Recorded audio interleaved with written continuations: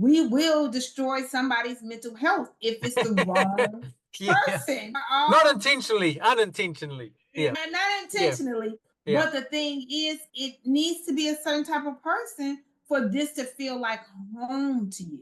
Yes. You spend the majority of your day at work and with your work people, and after work, you're thinking about work. Yes. Okay. So you need it to be somewhere that it's a comfortability between both parties.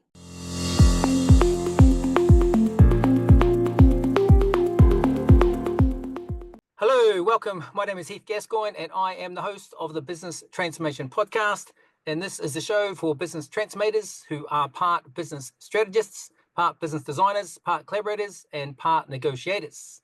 Business transformators have moved past just business design and includes oversight of implementation of those business designs and business transformation, and includes stakeholder management, coordination, and negotiation. If you work in strategy development and implementation and work to ensure that the strategy is aligned to the business design and technology, you're probably a business transformator. This is the show where we speak to industry experts and professionals to share their stories, strategies, and insights to help you start, turn around, and grow your business transformation. Welcome to the Business Transformation Podcast. And in this episode, we are talking to one of those experts. We are talking to Kameel Gaines. Kameel is a founder of and CEO of Rig on Wheels, a specialist in trucking logistics recruitment with over 15 years experience in the industry. She's on a mission to bridge the gap between transportation companies and top-tier drivers, ensuring smooth and efficient hiring processes. With deep expertise in supply chain, recruiting, and workforce solutions, Kameel has built a reputation of delivering results in a fast-moving, high-demand industry. Today, she's going to share her insights on the challenges, trends, and future of logistics recruitment. Welcome. How are you doing this evening, Kameel? I'm doing wonderful. Thank you for having me. I'm doing great. How about you? Oh, very good, very good. Just for context for the audience, so you know, I'm in the UK. Kameel is in the US. Which side of the country? On the east? No, I'm right down. I'm south. I'm in Houston, Texas. Oh, bigger than Texas. In New Zealand, yes. All we knew about Texas was it's bigger than Texas. There's actually a shop called Bigger Than Texas. Okay. Really? Okay, yeah. Everything is big in Texas.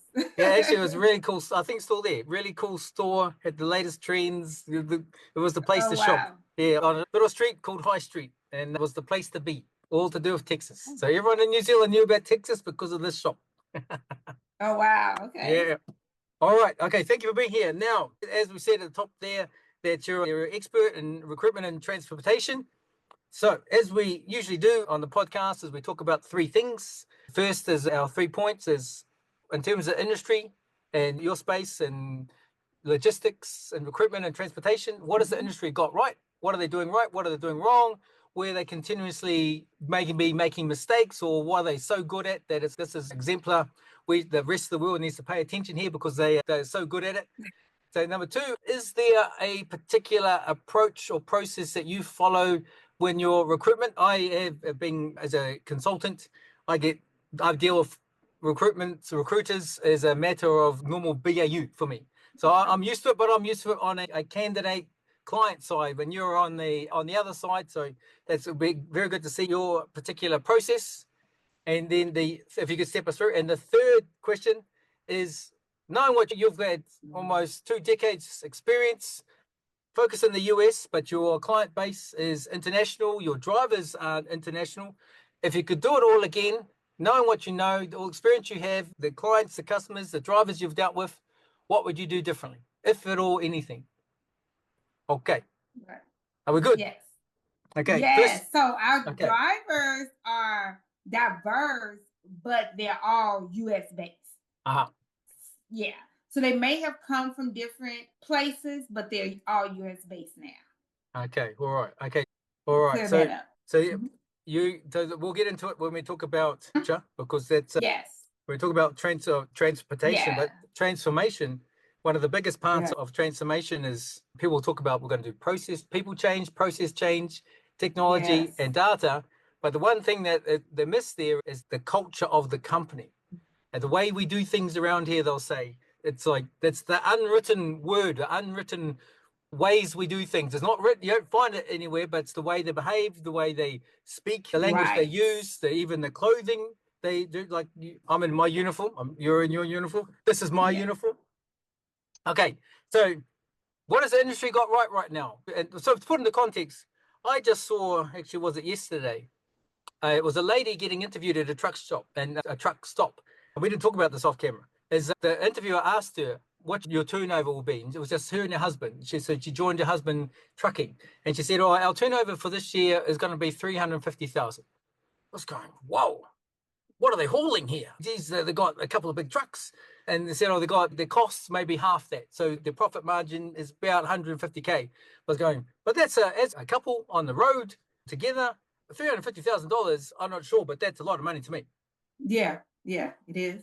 Okay, and if you've got lots of trucks on the road, there's a lot of money. Not only the salaries are getting paid or invoices are getting paid, but also the goods. So I'd imagine the amount they're paid is a representative of the size of the haul, or even the market. So when it comes to trucking, what they're getting better at is the margin of profit is starting to get larger. Now, if you are owner operator, the couple that you were talking to, their margin is a lot greater because, first of all, they're a couple. That's how you gain wealth, being married, that whole thing. Second of all, is they are the drivers themselves.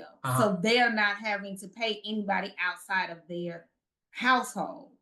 Because trucking's margin of profit is very small. So if you mind your pennies, everything else will add up. Okay. Now, what the US is doing now are they're listening. The FMCSA, the Department of Transportation are listening to truckers more now than I have seen in my 15 years. And I also come from a trucking family. So more than my uncle had said that the powers to be had listened before. So are they listening enough? No. Okay. It's not like other industries where their voices are really heard enough, but they are listening more. Okay. So that's for fair rights. That's for rights for the drivers. So they are moving, they're going towards greatness. Right? Okay. So there are some regulations that are being added that are fruitful and meaningful. Okay. Versus a few years ago, there would be regulations added that was meaningless. It would just be bureaucrats in the office with suits on that didn't even know what a battery was in the truck and had never spoken to a truck driver before in their life. Were making decisions. But now they're actually have panels. They actually have boards full that have truckers on them. Okay. So they've got like a user. Microsoft is big on this. So or most software companies, they'll have, they call them CABs, customer advisory boards, where they go to their customers and they form like a focus group for soundboarding ideas for new releases. Okay, it's interesting you said there about, so put in the context for the audience, when we talk about transportation, logistics, supply chain, and the wider transportation transformation industry, where this transportation comes in is the fulfillment of an order that you've got from Amazon, for example, that was so good of you to do their prime overnight next day shipping. This next day shipping is coming to you guys. So it's coming to the truckers through logistics, through the warehouses, through all of that, because that's the logistics part of it. Then it's going through the transportation. Now, the transportation can depend on how it's coming. Let's say it has to come from China. It can either come by boat, by plane, by train, however. But then the last stop means that it has to come on a truck. There are a lot of different modes of transportation. But the guaranteed mode that it has to touch in the United States is going to be by truck. Okay, so there's a lot of demand then for truckers. And then even your role there to fulfill the need for the demand. Yeah, to fill the need for demand of the actual human capital for it. Yeah. So I think we just touched on it briefly before the call about this wider part of a supply chain management. And so I'll ask you again about so let's say innovation. I think, wow, look at Amazon is like the robots running around. There's hardly anyone in the warehouse except probably people yeah.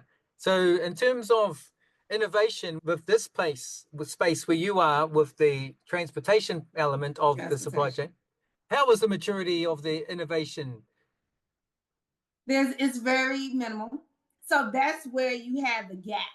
Yeah. Okay. And is right there is where the logistics meets the transportation. And I don't even want to say transportation, let's say trucking. Because trucking is the mode of transportation that is trucking, the most antiquated. Okay. And so just on that term, antiquated, for those outside of America, what that means is, it means old. Antique. Old. Yeah, old. Antique. Yeah, oh, antique. And not in a good way. Yeah, not in a good way. I like antiques. Oh, yeah, my parents do too. Okay. So generally, the logistics industry is, they, I want to say leaps and bounds, but they might embrace innovation. And you're saying with the trucking is not. That's so. And so we're trying to get there. They have been an industry that just has been doing the same thing, hiring the same type of folk in the office, lack of diversity, lack of new ideas. So everything has been stalemate. Oh, no. When you are not embracing your DEI, you're not embracing your diversity, you're not an innovative company. Yeah. You're an innovative industry, right? So then you have trucking in the United States versus logistics and supply chain in the United States. It's pretty diverse. So they do operate in more of an innovative and futuristic type of thought pattern. But when it comes to trucking, it's not so much. So is it like when you said the lack of ideas and diversity, and I think that's what you're saying in there, but in most organizations, they'll look to have a diverse, if it's ethnic backgrounds or cultural backgrounds, gender, culture, education. So that part about, say, that's like heterogeneous versus homogeneous. The different types of groups, people coming together, have greater ideas, have a greater volume of ideas. So you're saying with the trucking, it is lack of. Is it because they're attracting a certain mindset, or historically there's like you come from a trucking family, so it's almost not say generic, but hereditary that you like. But my trucking family they were truck drivers, right? But the ones that make the decisions, this decision makers, been a white male industry. Yeah. So when you have everybody, when you sit around your board table, whether it's physically or virtually, as we are, and everybody looks the same, about the same age, and come from the same neighborhood and all of that. Nothing's changing. Nothing's changing. You don't have any ideas. Nobody is coming up with anything, no bright ideas. You need differences. Okay. So there needs to be a disruption. It needs to be a disruption. And you're disrupting it. I'm trying to. And now that we are 15 years old, we just celebrated our 15-year anniversary. Thank you. This couple of weeks ago, in January. That's what 15-year-olds do. We're rebels now. All right. So we're disrupting everything. But diversity is very important. You need that. You need fresh ideas, because in Rig on Wheels, we're a diverse group. Our youngest person is 20 years old. Wow. No, she's 21. God forbid she heard me say she was 20. Oh my goodness, that would be the end of the world. But she's 21 years old. And so the ideas that she has is remarkable. Yeah. It's a paradigm shift for some people. For me, in my mid-40s. So I'm like, oh my God, that's amazing. And she just sitting there, it's no big deal, but it's wonderful to have that. And you need that. You need all of it together. Okay. So what the industry, the supply chain are doing, they're innovative, and then it gets to the trucking element of it. And it's like you're saying, there's opportunity for disruption, and you're doing it now. Yes. Yeah. You're bringing in the youth. What do we say? That's not even Gen Y or what are they? Gen Z. She's a Gen Z. Well, okay, you're Gen Z. I think there's she's a new Gen one. Z. I'm not a Gen Z. Yeah. I'm a Gen X, but she's a Gen Z. Gen Z. And that's what you need. You need your Gen Z. You need your boomers. You need your Gen Ys. Your Gen X's. I'm sorry. You need your millennials, but you need your Z's. Millennials. Yeah. Wow. You need them all. It's very important. Because we all learn from each other. Yes. And so you've made a conscious effort and part of your internal recruitment, as opposed to recruiting for operators, you called them, as carriers, that you yourselves have brought in a diverse team. Oh, absolutely. Because we need to grow. First of all, the recruiters that's going to be on the phone, our drivers in America typically make up Black, white, Hispanic, and Asian. And if they're Asian, that typically means they're Southeast Indians. Oh, okay. So that's within reason, that's what our recruiters are. Black, okay. white, Hispanic, and Indians. Okay. Nice. Because when they're on the phone with the drivers, we tend to it's an unwritten language. Yes. Even if you're still speaking, everybody's still speaking English. When I speak to a Black person or I speak to a Hispanic person, it's that common feeling that you have when I was on the phone as a recruiter. That type of thing. And then I'm from Chicago. So when I would speak to someone in Chicago and they were telling me where they lived or something like that, or where the office was, the headquarters of the trucking company, I could actually envision. Relate. You would be able to relate to them better. And you would be able to ask them questions and ask them, oh, this, that, and things like that. Or for their motivations and the drivers. Their motivations. And I would have a driver that was he wasn't from Chicago, but he had to go to Chicago for a orientation. And he was just so frustrated with what was going on with the carrier. It was just a lot happening. And I said, you know what? When you get there, after you're hired, we're going to send you a $10 Visa gift card so you can get you a 6-piece wing from Harold's Chicken. Because I'm from there. You know where it was. I knew exactly where the orientation was. He was in walking distance to this fast food restaurant. Nice one. So it was just things like that. And so that helped retain the driver. Not only for us, but for the carrier as well. Okay. So that's for you to recruit across that. Over here, I learned that word. It's called ethnicity. I never knew what that word was before I got to this country. I was like, someone said to me, I said to someone, "Where are you from?" It was an Indian lady, and she's got a real strong English accent. And I said, "What's your background?" And she says, "Oh, British." I was going, "I'm asking the wrong question." I go, "So where are you born?" I was born here. I'm British. I was going, "No, this is the wrong question." She goes, "I think you mean to ask what's my ethnicity." And I was going, "Yes, I think it is." I was going, so right. She was like, "Oh, I think I've offended her." I was like, "No, I just want to know the culture. What's your culture?" So the points you're asking for, it's like family values, and what morally, what's the way they might want to act or behave, or they've got religious commitments or whatever it is. But that understanding that, so you have made a conscious effort to make sure that you've got a diverse workforce, that you can speak the same language, maybe build empathy with the candidates, so that when you get the right people. Okay, nice one. Okay, so that's part of that's your role as let's say an operator, but a recruitment. So in terms of the organization or industry, I think you're saying with the industry is changing slightly.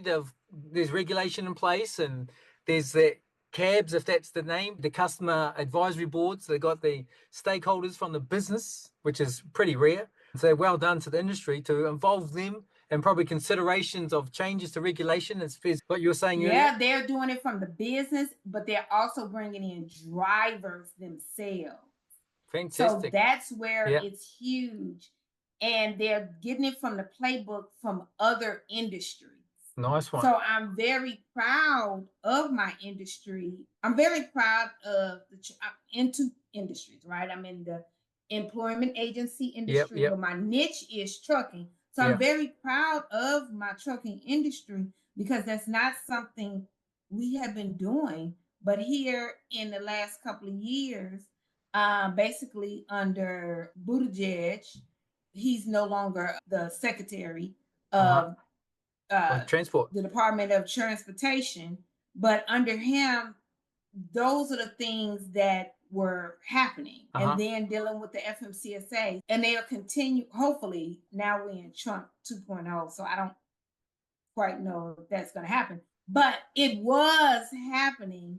And I was very happy about that because that's what happens in other industries. Yeah. Learning from other industries. Yeah, and when you bring different ethnicities, when you bring other, it's so much that goes into that because people that are, and it's so funny that you say this because Nimmer lives in Canada, which is good. She has a whole Canadian thing going on.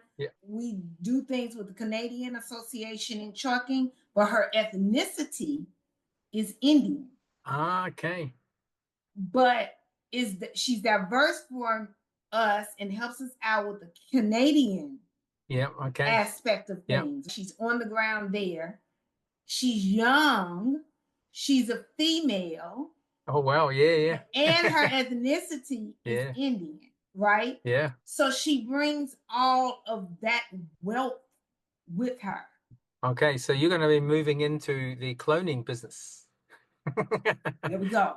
How else do we do it? I love it. So that's different than the recruitment manager that lives in India.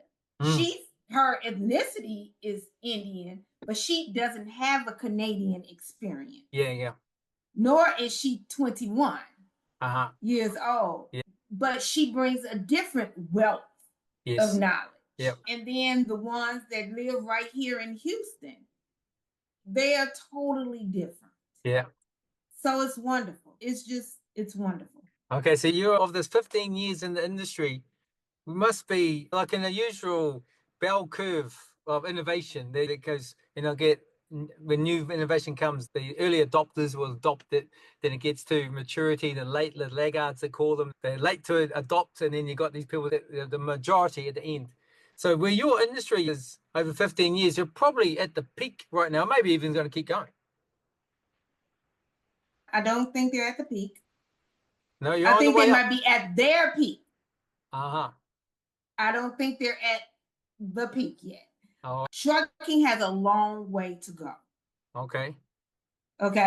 I'll be speaking on this at a conference next week. Oh, fantastic. Okay, we're going to put that in the show notes so that people can get a hold of you and that event that you'll be speaking to.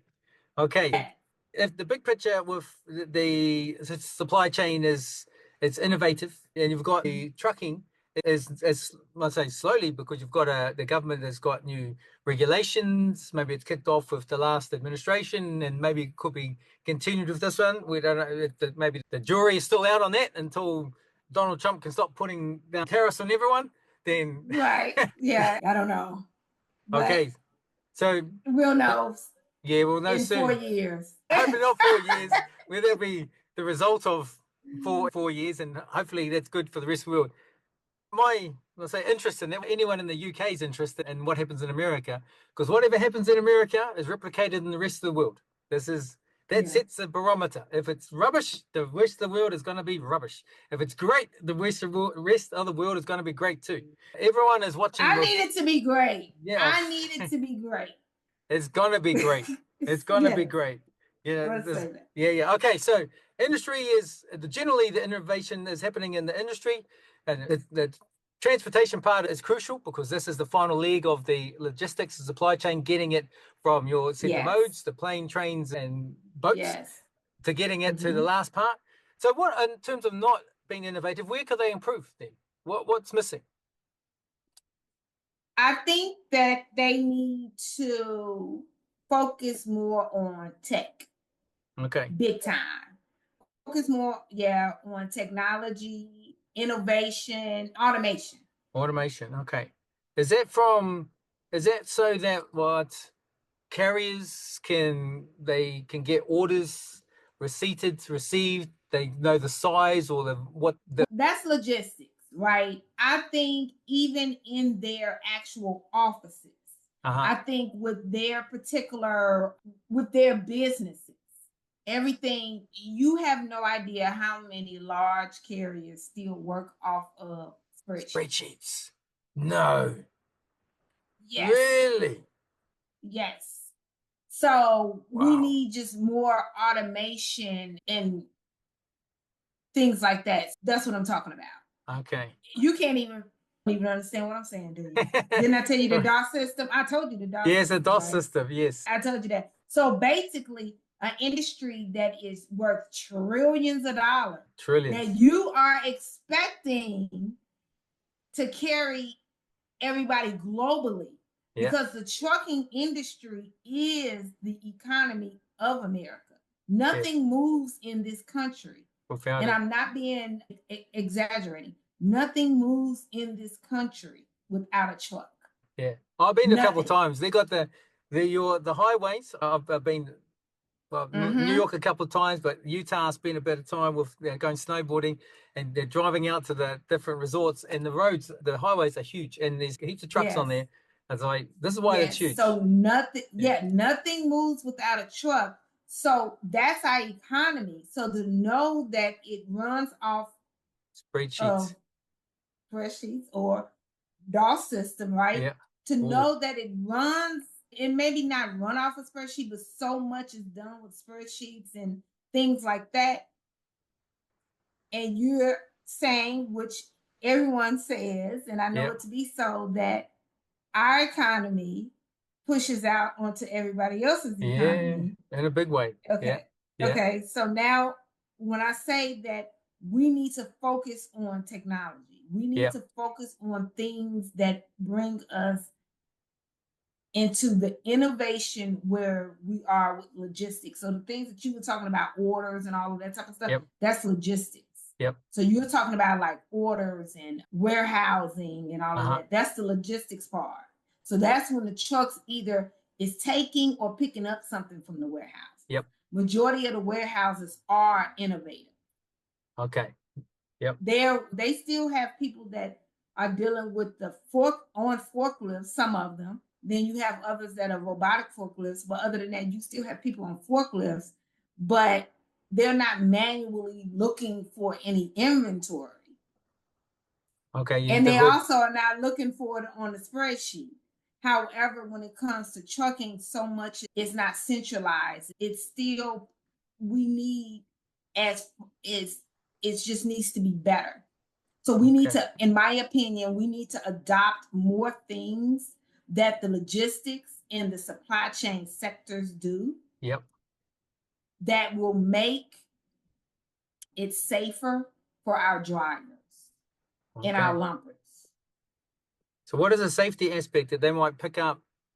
Well, they don't pick up. So they don't have to do, for the drivers that have to do physical work. So they don't have to do as much of that. So you know how they came out with the electric pallet jack and things like that. So make things even more innovative than that. Take it to a next step. Why does it have to be a physical lumper that's like a helper that might take something out of the truck? Make it be a robot that does things like that. Loading, unloading. Something like that. If we can have things like that in the logistics sector, we can definitely have it in the trucking sector. Okay. I'm thinking of safety for the drivers.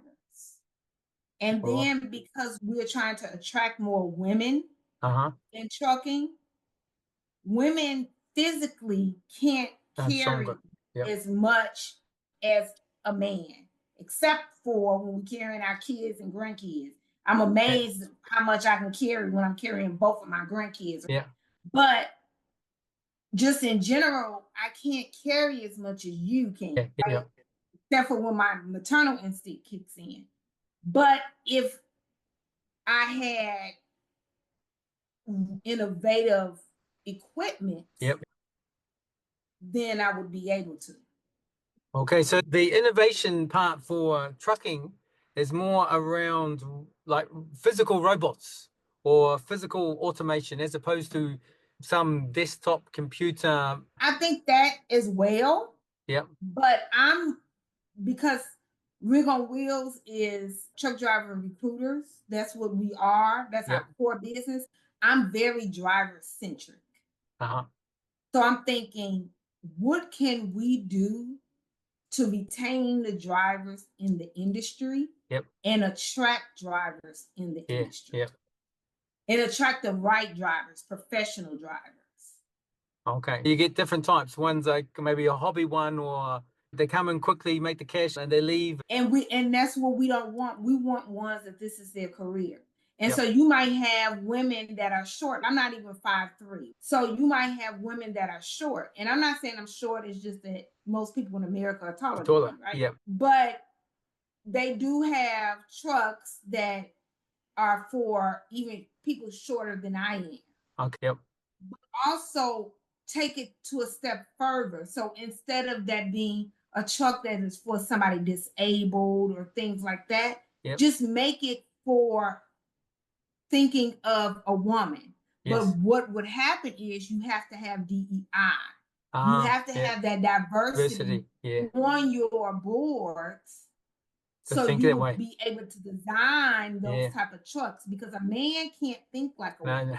So you won't be able to design seats that are comfortable in the thought of a woman that is postpartum, a woman that's pregnant, a lot of things. Yes. Yeah. I know. You won't be postpartum and you'll never be pregnant. Yeah, exactly. You'll never have a cycle. Yeah, I'm a big fan of looking for, and we talked about earlier, the diverse, homogeneous groups. When I'm on a board and you look around the room and look, there's all just men here. It's going, we're all going to say, I can tell you the answer of all these questions. I can tell you now.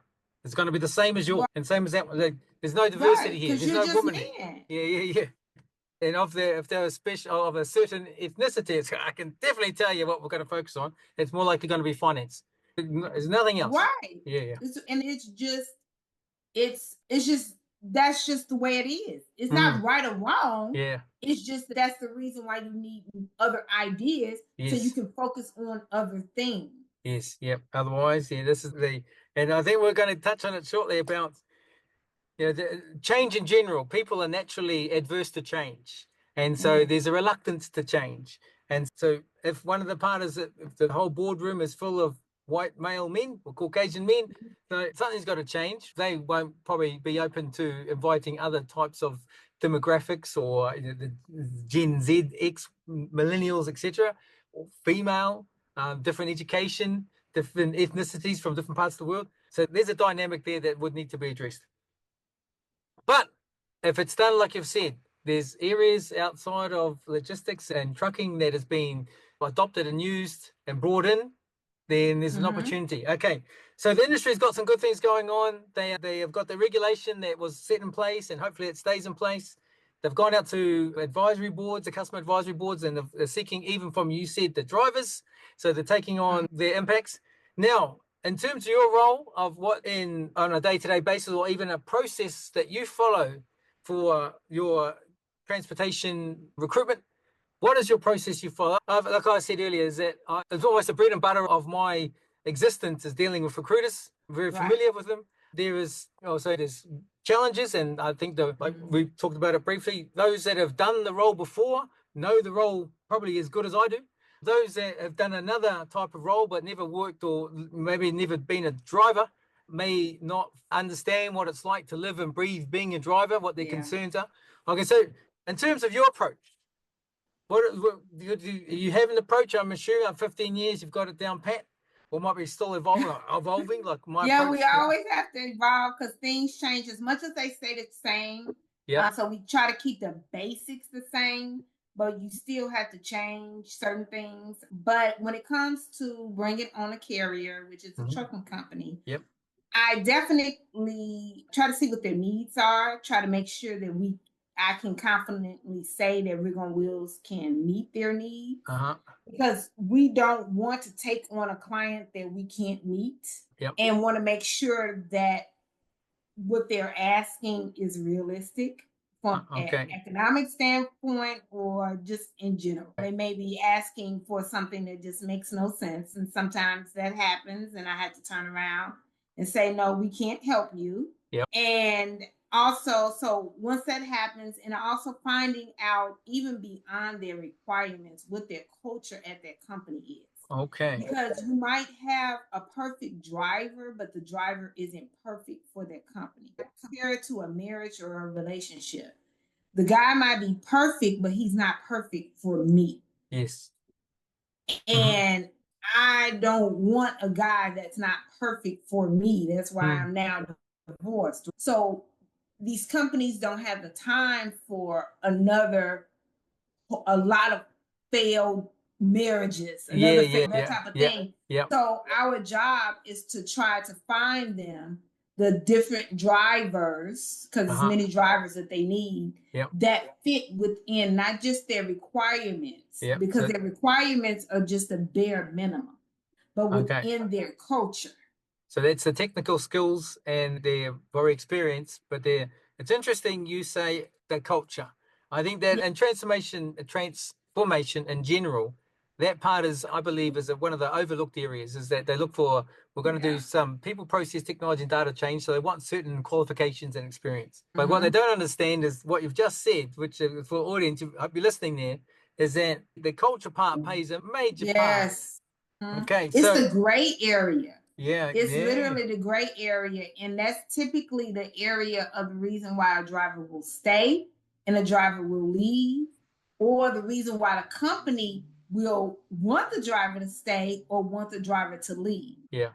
Is because of cultural differences within their company. Because everybody is different. Just like Rig on Wheels, everybody does not fit to be a recruiter here or to be working on a marketing team. We will destroy somebody's mental health if it's the wrong person. Not intentionally, unintentionally. Not intentionally. But the thing is, it needs to be a certain type of person for this to feel like home to you. Yes. You spend the majority of your day at work and with your work people, and after work, you're thinking about work. Yes. Okay. So you need it to be somewhere that it's a comfortability between both parties. Yes. I like how you said marriage, which probably sums it up perfectly. Is that it is a marriage. It's a marriage. You want to have that negotiation and find out, can we get along we're going to get along in the best times, but we're going to get along in the worst times. We're going to get along in the worst times. Yeah. When they can't get home, when they was told because of something that happened beyond anybody's control. Those type of things. Yep. Are they going to be able to handle tough conversations? Are they going to be able to give tough conversations? It's so much that goes into it. Okay, so if I go step through the process so far, you're still going on there, is that you do a needs analysis, understand what they want, get the requirements, and the technical skills, experience, and culturally, and then you do an assessment whether, maybe it's a gap assessment of whether you can fulfill them, and part of that is you're asking, is it actually, maybe if the smart goal would be, is it specific, measurable, achievable, realistic? I think you say realistic. Realistic. It's realistic. They got what they call it, pipe dreams. They want gold plated on. My dad would say when I was growing up, would say, "You've got champagne tastes on beer wages." Yes, or China plates on paper plate. Same exactly. Difference. Okay, so you wanted the hard conversation, say, look, we're not the right fit, so we can't help you. And then that part of that assessment is the one that I think is the industry hasn't learned. And this particularly transformation is about the culture that completely oblivious to the culture element. So you've got you've found the right candidate, you've put the candidate to the client, maybe it's just a short list, and they say, yeah, actually, we want to bring them in for an interview and put them behind the wheel in our simulator or bring their truck and let's do a couple of laps of the block with a couple of a fully loaded truck and see how they go. And if they can handle that under pressure, then we've got a good fit. Yeah, basically very similar. Each company is a little different, but basically you got it. You can do this job. Wow. Actually, yeah, just take a look. I'm coming over to Texas, actually. Yeah, I literally that's it. You got it. All right. If it all falls through, if Homer doesn't work out, then I know I got a job in recruitment. All right. But, yeah. Basically, you got it, basically. Okay. That's all it. right. Okay. Out of that process, now that's a refined process over 15 years. Where your office is down in Texas, you've got staff in other parts of the country, in Canada, Asia, North America itself. And what happens after that fulfillment part? They've got a 3-month trial or help? No, they get invoiced, and once the driver pulls a load, they pay. Oh. Yeah. Okay. Simple. Yeah. Straightforward. It's straightforward. Yes. Okay. So we're not staffing or anything like that. We're recruiters. They're not on a retainment or anything like that. Okay. So unlike some in the UK here, a recruitment might do a couple of things. They've diversified into managing contractors, and they will take a margin of the contractor's rate. Yeah, it's like that too here, but just not for drivers. Ah, okay. For carriers. Yeah, just not. Yeah, just not for the truck drivers. It's not like that. Okay, so that's how many steps we got there. The needs assessment, the sorry, no, thank you. That's the outcome, and it's also part of that was the cultural fit. And then you've shortlisted, interviewed. There's a fit. They're onboarded. All right. Okay. So now the third question. 15 years experience. You're the CEO of the company, or you're growing. If you could do it all again, what would you do differently? 2 things. Can I say 2? Yeah, absolutely. Okay, so early on, when I was the solo recruiter, I would have, when it was just me, I would have brought on a VA earlier. Oh, yeah, okay, yeah. Yeah, okay. And then the second is once everything was up and going, I would have done SOPs instead of having to go back and do SOPs. Okay, you would have done them at the very beginning. Yes. Okay. So all business people do it at the beginning instead of having to go back and do them at the end. Because yes. Okay. Yes. So that's what I would have done differently. It would not have been anything with the recruitment, with the anything in the industry. It would have been just literally me. Yeah. Yeah. So you would effectively replicate yourself faster.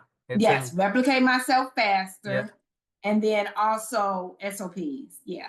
Okay, so those that, and I'm sure everyone knows the term VA, so virtual assistants. You're essentially saying there, the sum of that is the 4-player game versus the solo player game.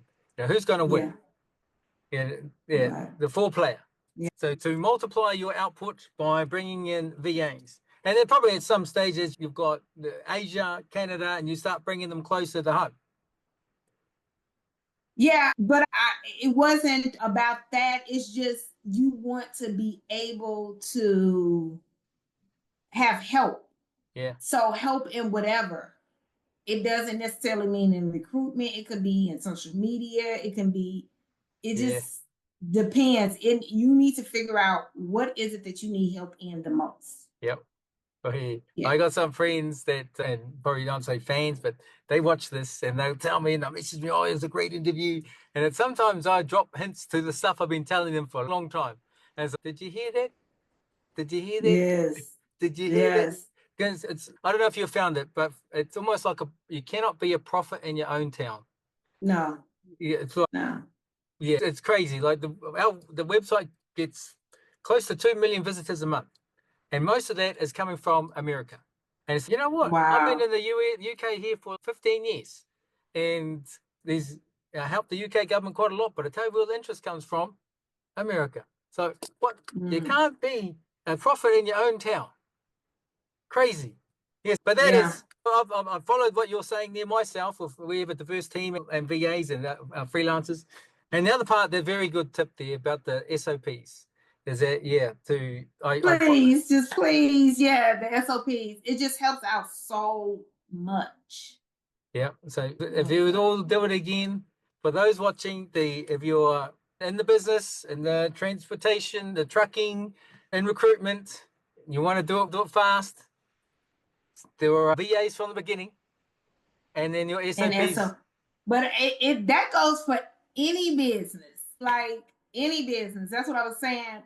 What I have to say is just a business tip. Yep. Yeah. It's about growth and organization. Yeah, we have that, and with Hobotech, we have with my team, is that I've assigned all the SOPs to them. It's like, I'll show you one time, and then you have to replicate it yourself. And then we work on 4 C's: camera, course, cadence, and checklist. So the 4 C's. So record the video. The course is the steps, write down the steps, the high level steps, so someone could follow it if they weren't watching the video. And then cadence, how often you're going to do this? So probably like every day that you run this process, or once a week, once a quarter. And then the checklist, what are you going to make sure it's done every time?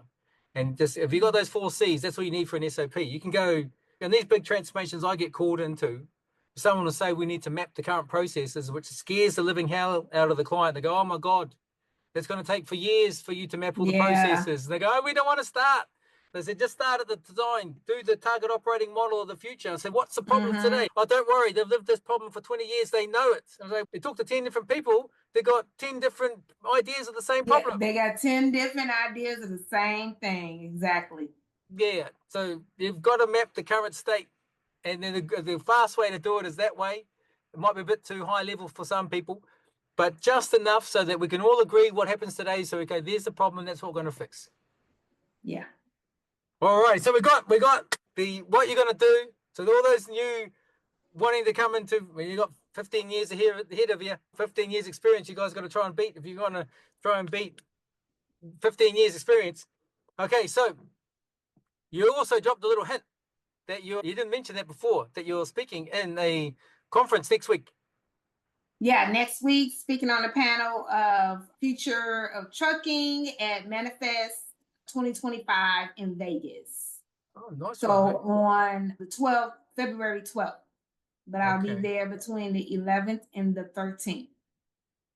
Is there's a stand there, or you got a time slot on the when you're presenting? 2:30, 2:30 Vegas time. 2:30 Vegas time. Okay, so I'll put those your contact details in the show notes, how to get hold of you, your LinkedIn company profile, also the Future of Trucking conference and the date and time. I'll put the link to for people to go book a ticket, go see you. That cool? Awesome. That's awesome. Yeah, and I'll get you the link of what I put on LinkedIn regarding it. Sweet. Okay, nice one. Okay. Thank you very much for your time, Kameel. Thank you. Coming all the way down from Texas. And if I'm in the country, my plan is the second half of this year is to get over there. I'm actually going to be in the South America soon to launch the Spanish. Oh, okay. Yeah, very close to Texas, but on the other side of the border. I don't think the borders are open anymore. I can just on Wilson, so I better do it the legal way. I'm joking. we can't just walk over anymore. Oh, yeah, bugger. I thought that's going to save me getting a visa. No. I was watching all of the military get deployed in Mexico, going to the northern Mexico to secure the northern border for everybody. Yeah. No, I think I spent some time to come from New Zealand to Australia to the UK. It wasn't an easy thing for me. I spent a long time in Australia to get a certain level degree to come into this country. So so everybody should do it properly. Yeah. I know it's hard for different people, but it's just a lot of red tape. Yeah. But my prayers to everybody, and I just want everybody to be safe. Yep. Yeah, likewise. Okay, so if I see you, and before, I don't think I'm going to see you before you do your talk. Much success for you in the conference. Otherwise, I'll put your contact details on the show notes so people can get a hold of you. this will come out in probably, hopefully, only a week's time, and then I'll tag you once we're live, and then you can distribute it. And for good enough, it might be just before your talk, so that you can share it before the talk. Say, okay, I'm going to be speaking at this stage. Okay, awesome. Yeah, and Okay. I'm going to send you the link I put on LinkedIn to make it easy too. Oh, thank you very much. All right. Yes. Kameel, thank you very much. Enjoy your rest of the day. I am in the future, a few hours ahead of you, so I could tell you what's going to happen. The weather is fine. Yes, Hey. you can. All right. Thank you. I Enjoy really your evening. appreciate you. Pleasure. Thank you. Okay. Bye-bye.